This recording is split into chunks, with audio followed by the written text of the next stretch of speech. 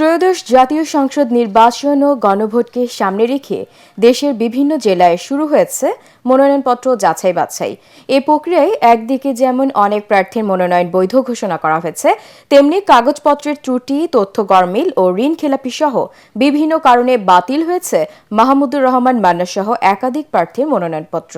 মামলা সংক্রান্ত জটিলতার কারণে কক্সবাজার 2 আসনের জামায়াত প্রার্থী হামিদুর রহমান আজাদের মনোনয়নপত্র নিয়ে সিদ্ধান্ত চূড়ান্ত করেননি রিটার্নিং কর্মকর্তা। প্রতিনিধিদের তথ্যচিত্রে জাহিদুল আলমের রিপোর্টে বিস্তারিত।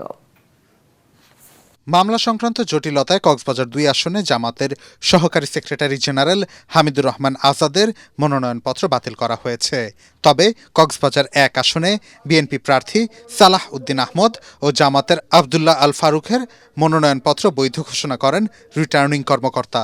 রাজনৈতিক দল এবং ব্যক্তি যারা স্বতন্ত্র প্রার্থী সবাইকে নির্বাচনের মাঠে আমরা স্বাগত জানাই।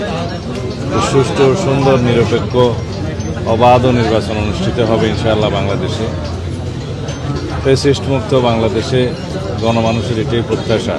আমরা দেশের সকল জনগণকে আহ্বান জানাই সম্পূর্ণ মুক্ত স্বাধীন পরিবেশে নিজের ইচ্ছা মতো পছন্দ মতো প্রার্থীকে দলকে ভোটদানের জন্য আপনারা সুবিবেচনা প্রসূত সিদ্ধান্ত নেবেন।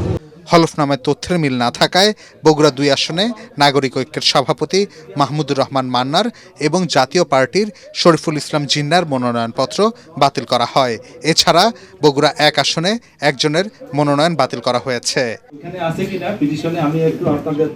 ব্রাহ্মণবাড়িয়া 6 আসনে যাচাই বাছাইয়ের প্রথম দিনে 36 জনের মধ্যে রুমিন ফারহানা সহ 30 জনের মনোনয়নপত্র বৈধ হয়। কাগজপত্রের ত্রুটি এবং 1% ভোটার তালিকায় গরমিল থাকায় 6 জনের মনোনয়ন বাতিল করা হয়।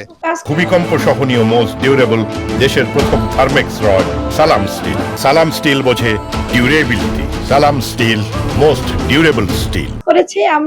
কুমিল্লা 4 দেবিদ্বার আসন থেকে এনসিপি নেতা হাসনাত আবদুল্লাহর মনোনয়ন বৈধ ঘোষণা করা হয়। এদিকে 1, 2 ও 3 আসনে ভোটারের স্বাক্ষর জালিয়াতির অভিযোগে 31 জনের মধ্যে 11 জনের মনোনয়ন বাতিল করা হয়েছে।